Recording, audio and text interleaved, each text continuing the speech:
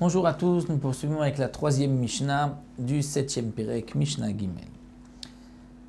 La Mishnah nous parle d'un nouveau sujet, ce qui est appelé Peret ve Olelot.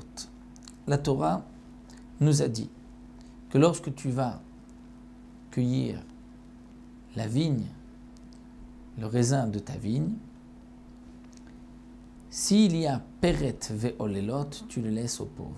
C'est quoi Peret? Peret, ce sont les grains de raisin qui tombent au moment où tu coupes le raisin, où tu coupes la grappe. Il y a quelques raisins qui sont tombés. Ces raisins-là sont réservés pour les pauvres. Nous verrons dans la prochaine Mishnah qu'est-ce que c'est Olelot. Olelot, c'est lorsque, comme nous allons le voir, la grappe n'est pas bien formée. La Torah nous dit là aussi, tu ne touches pas cette grappe, tu la laisses pour les pauvres. Dans cette Mishnah, la Mishnah Gimel, la Mishnah nous enseigne Ezeu Feret. C'est quoi Feret? C'est-à-dire lorsque tu as oublié des grains, tu les as fait tomber, on va dire ces grains-là, même si tu les as oubliés, tu les as fait tomber, tu n'as pas le droit de les ramasser. Anosher Beshaat Betzira, ceux qui tombent au moment où tu viens cueillir le raisin. Aya Botzer, s'il coupait le raisin au moment des vendanges, mais Akatz et à Eshkol, il a coupé la grappe, Usbach Bealim, et la grappe s'est emmêlée dans les feuilles de l'arbre. Nafal miyado la'aretz v'nifrat. La grappe est tombée de sa main sur le sol, v'nifrat, et il y a beaucoup de grains qui se sont éparpillés, qui sont tombés.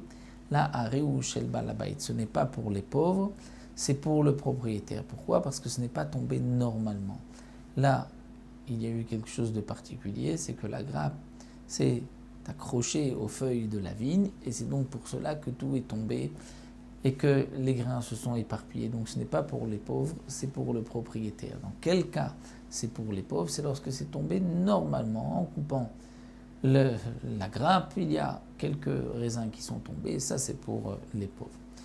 La Mishnah nous dit, attention, celui qui, à l'avance, va mettre un panier sous la vigne, afin que, au moment où il va couper la grappe, tout ce qui va tomber, tous les grains vont tomber directement dans le panier. Alors la Mishnah nous dit non, celui qui pose un panier sous la vigne, au moment où il vient couper le raisin, pour pouvoir récupérer tous les grains qui vont tomber, il a volé les pauvres. Et sur cela il est dit olim. Dans le pasuk c'est marqué olam, c'est-à-dire attention, ne déplace pas la frontière de ton prochain, c'est-à-dire de son champ, tu vas la déplacer pour lui voler un petit peu. Ici aussi on nous dit Altasek Gvul Olim, c'est-à-dire les Olim ce sont les pauvres. On les appelle Olim comme l'aveugle qu'on appelle le clairvoyant, c'est-à-dire que les Olim ce sont les pauvres qui sont montés, c'est-à-dire au lieu de dire qu'ils sont descendus, ils ont perdu leurs biens, ils sont montés.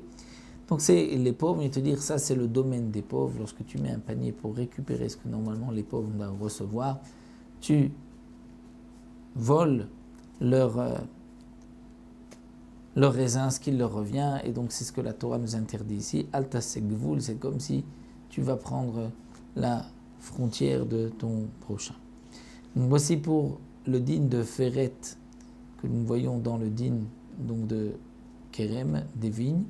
Nous avons vu aussi, concernant la récolte, que si un épi tombe, ou deux, c'est ce qu'on appelle l'équette qui est réservé aux pauvres. Et là, dans les vignes, nous voyons que Feret, c'est lorsqu'il y a un grain de raisin qui tombe, ce grain-là sera laissé aux pauvres. Nous verrons donc dans la 4e Mishnah le din de Olelot, qui est donc marqué dans le même pasuk, et qui concerne aussi la vigne, comme nous le verrons, une grappe qui n'est pas bien formée.